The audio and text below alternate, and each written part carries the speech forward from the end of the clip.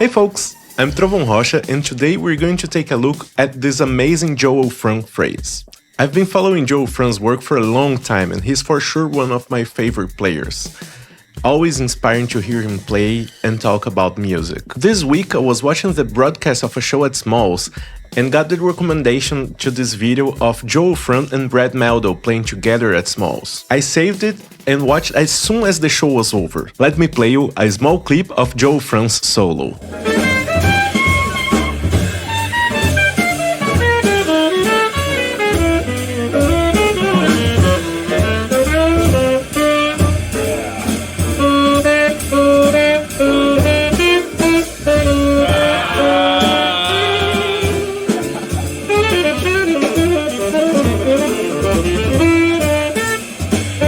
This phrase made me stop the video right away. It was just too much going on and I had to figure out what was going on. And I'm going to share with you now this amazing pattern. Before we go on, I want to say that if you're in this path of studying improvisation, you should take a look at my ebook Practice Journal. There's a bunch of great stuff there on how to organize your practice routine and what to practice to put your fingers, your ears, and your mind into shape. It's completely free, so just go to the link in the description and download the ebook. So first of all, you're playing the tune I'm Old-Fashioned by Jerome Kern, a standard in F major. The section that this phrase come up is the first A section during this 2-5 D minor and G7. Joel Frank is always so great with the quotes.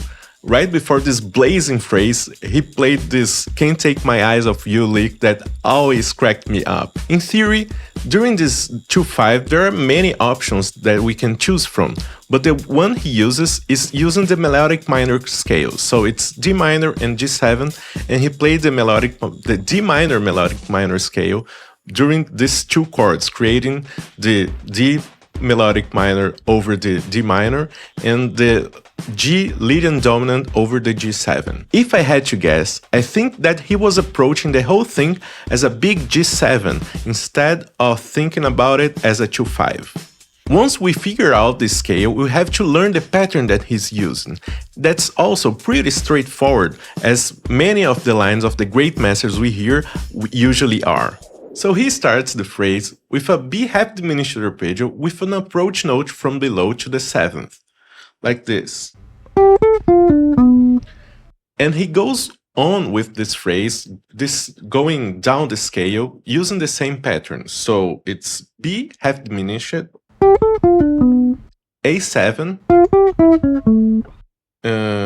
G7, and F augmented. Once he's over with this melodic minor pattern, he goes on to this D minor arpeggio, and then to F major arpeggio with enclosures, already transitioning to the G minor that's coming right before that. And that's about it for the notes. Now for the rhythm, he's playing one of my favorite things to practice, which is 16th notes in groupings of 5, but he's starting on the upbeat. So it's something like 1, 2, 3, 4,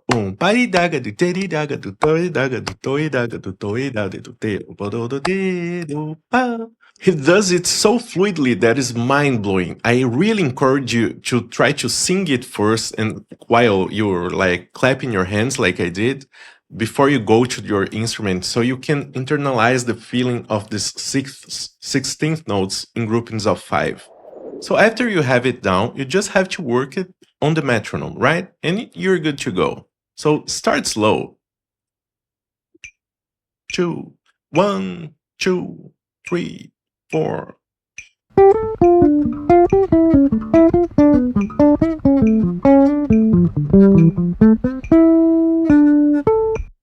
1, 2, 3, 4.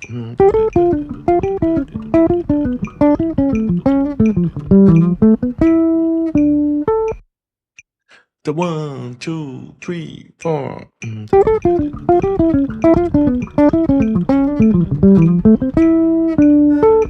1, 2, 3, 4.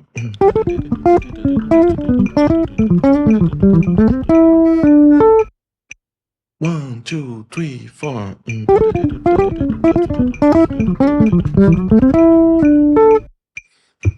And you work it like that until you reach the recording tempo. Let's see what's the recording tempo.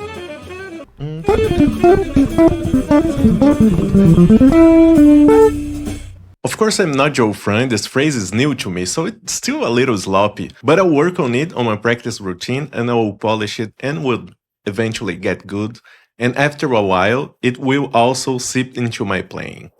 The way I see it, the most important concept around this phrase is to be consistent with the patterns we practice. They won't sound like an exercise if we don't play it like an exercise. And that's it for today's video. I hope you enjoyed.